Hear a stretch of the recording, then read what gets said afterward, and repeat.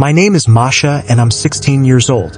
I live in a small town in Russia. My father doesn't make a lot of money and my family isn't very wealthy.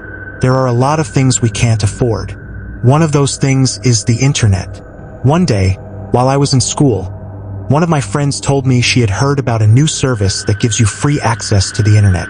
She said all you had to do was connect to their network, which was called free Wi-Fi, and then you could browse the internet to your heart's content without having to pay a thing. It sounded almost too good to be true. That evening, when I got home, I decided to try it out. I opened up my laptop and searched for the network called free Wi-Fi. The signal was excellent, so I selected it and clicked connect. My internet browser popped up and, on a black background with sinister red letters, there was a message. Welcome to free Wi-Fi. Thank you for visiting. We don't require any payment. We don't require any registration. All we ask for is some basic information about our visitors. Please answer the following question. There were 4 pictures on the page. A bus, a boat, a train, and a plane. Underneath, there was a question. What is your usual mode of transport? I cycled to school. My father didn't own a car, and we could never afford to go anywhere on holiday. I didn't use any of those modes of transport, so I just chose the train at random and clicked on it. A thank you message appeared on the screen, and then I was able to browse the internet. I was delighted. This was the answer to all my problems. Now, I could set up a Facebook account and keep in touch with my friends on Twitter and Instagram. The next day, however, as I was watching TV, the show was interrupted by a breaking news alert.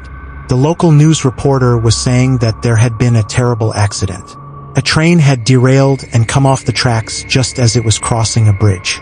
Several carriages plunged into the river below and almost everyone on board had been killed. I was horrified. That's when I remembered the website I had visited the night before. I had selected the picture of the train. I tried to tell myself it was just a coincidence.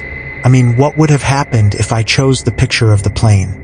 Would there have been a plane crash the next day? The idea was ludicrous. That evening, I needed to use the internet again. I connected to the free Wi-Fi network and again, the same page popped up. This time, the question was different. There were 4 pictures of houses. A bungalow, a 2-story house, a 3-story house, and an apartment building. Underneath, in big red sinister letters, was the question. Which type of house do you live in? My family lives in a bungalow and I was about to choose that option when I stopped myself. My finger hovered over the mouse button, but I couldn't click it.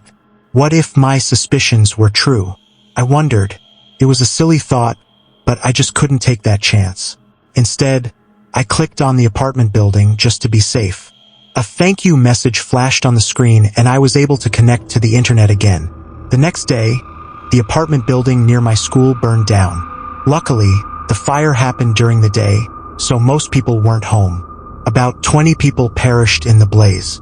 The police said they suspected arson. I was worried. It was starting to seem like more than a coincidence. No matter how crazy it seemed, I had a sneaking suspicion that somehow the free Wi-Fi was causing these tragedies. I decided that I would be better off if I just left it alone. However, that night I began to doubt myself. The more I thought about it, the sillier it seemed. Was I just being paranoid? How could connecting to a free Wi-Fi network result in the deaths of over 100 people? Who would ever believe such a thing was possible? After mulling it over for almost an hour, I was convinced it was just an insane coincidence. I took out my laptop, turned it on, and connected to the free Wi-Fi. My internet browser opened again. There were 4 more pictures. When I saw them, I let out a gasp of horror. The pictures were of my mother, my father, my little sister, and me. Underneath, in big sinister red letters, was the question. Which of these is your favorite family member?